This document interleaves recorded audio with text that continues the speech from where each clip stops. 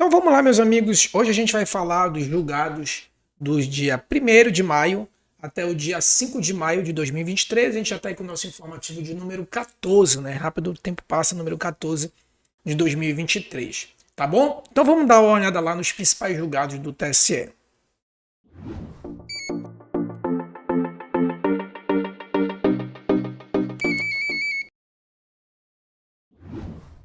Então vamos lá. O primeiro que a gente destaca, inclusive, eu acho até que já é um velho conhecido nosso aqui, é o perfil privado em rede social e a publicidade institucional, né?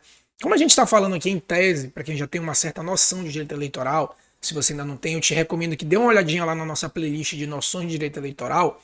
De qualquer forma, a gente vai tentar aqui explicar de um modo mais tranquilo possível, tá? Então, só para lembrar lá, publicidade institucional, em tese, nenhum órgão público pode fazer publicidade institucional 3 meses antes, né, 3 meses antes da eleição. Então, 3 meses antes da eleição, não pode ocorrer publicidade institucional.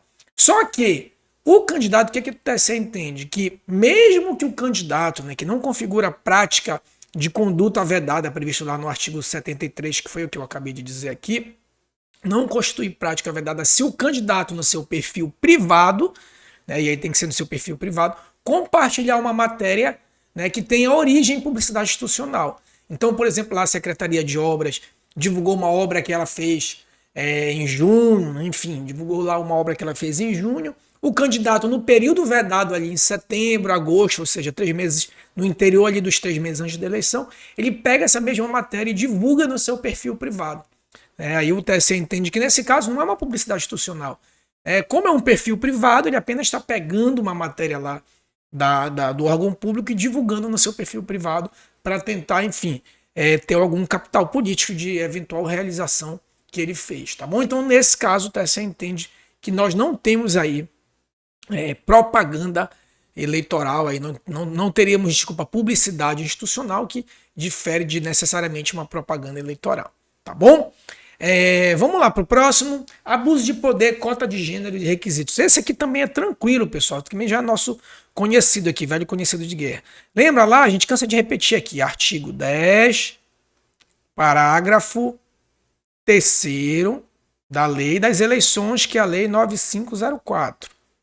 Lá diz que do total de candidatos registrados, pelo menos 30% tem que ser de um gênero, né? Ou feminino ou masculino. A gente sabe que na prática a cota acaba sendo para as mulheres, né? Que atualmente é o que tem menor participação política. De qualquer forma, ele fala em cota de gênero, serve para homem ou serve para mulher. Tá? Só que a gente observa que para burlar essa cota, os candidatos, os partidos acabam inscrevendo mulheres só para constar ali na cota, né? Aí o que se denominou de fraude à cota de gênero. E aí o TSE, enfrentando essas questões, não em registro de candidatura, né, mas em AIGE, em AIME, ele diz o seguinte, que são basicamente 3 requisitos, né, podendo se estender para um quarto, mas basicamente são 3 requisitos que comprovam a fraude à cota de gênero.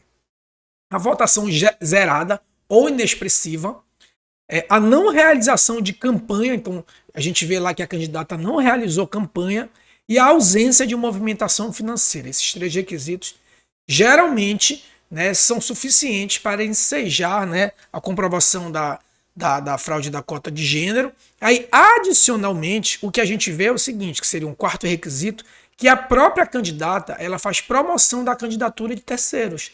Ela é candidata, mas às vezes você vê ela em rede social fazendo propaganda para outras pessoas. Então, nesse caso, se agrega aí um 4º requisito. E se julgado procedente essas ações, a gente já sabe que cai todos os candidatos, mesmo aqueles que foram eleitos que não participaram diretamente da fraude. Então, como eles foram beneficiários da fraude, eles são arrastados para a cassação desse mandato, tá bom? Isso aqui, a jurisprudência do TSE é pródiga nisso aqui, tá? Tem toda a sessão de julgamento, tem 2 ou 3 processos dessa natureza. Agora mesmo, para o nosso informativo, eu fiz seleção de 1, mas foram pelo menos 4 que o TSE julgou nessa semana, que publicou, desculpa, nessa semana que a gente está comentando aqui, tá bom? Prestação de contas e princípio da proporcionalidade, né?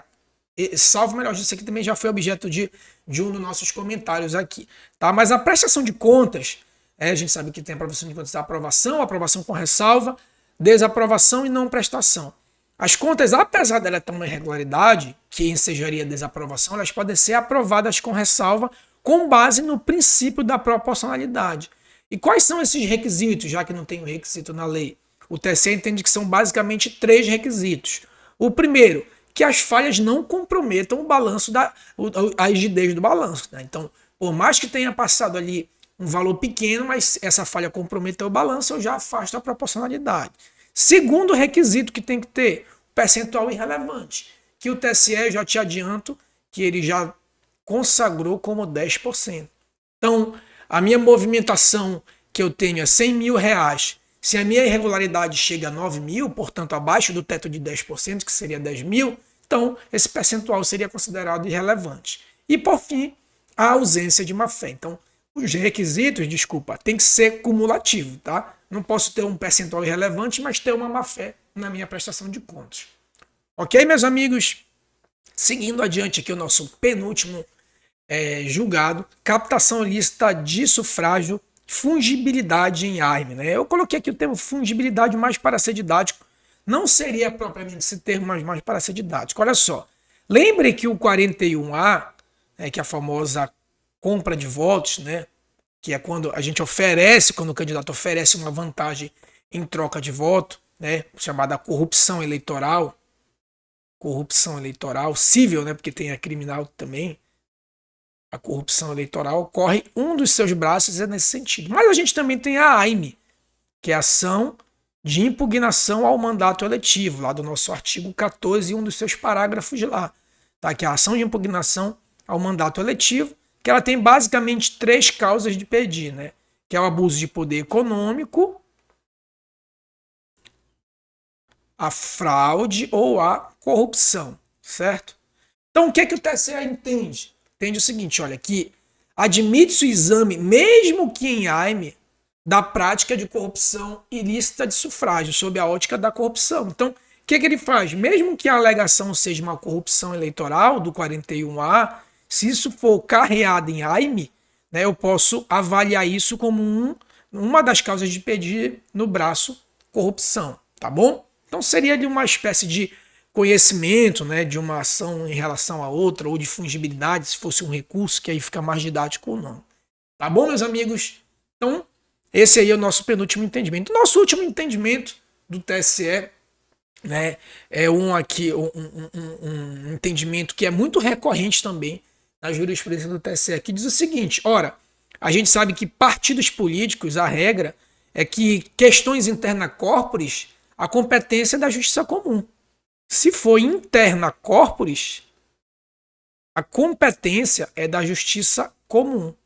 Agora, se essa briga, essa contenda do partido envolver repercussão no processo eleitoral, tem que ter essa qualificação de repercussão no processo eleitoral, aí a competência é da justiça eleitoral, tá? Agora vamos lá para o entendimento. A competência da justiça eleitoral para apreciar a controvérsia interna do partido é excepcional, né, e pró-tempore, ou seja, por um tempo, restringindo-se somente ao período em que há reflexos direto no processo eleitoral. Então tem que ter essa qualificação de reflexo no processo eleitoral.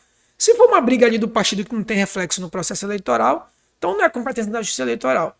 Em razão do encerramento do período eleitoral, não há de se falar em manutenção da competência da Corte Superior ou em eventual prejuízo a ser oferido pelo retorno dos autos da justiça comum. Quer ver um exemplo clássico? A gente está, por exemplo, agora, no momento que a gente está gravando o vídeo, 2023. Não tem convenção partidária, não tem nada. Um órgão nacional destituiu o órgão estadual. Isso não tem repercussão nenhuma no processo eleitoral.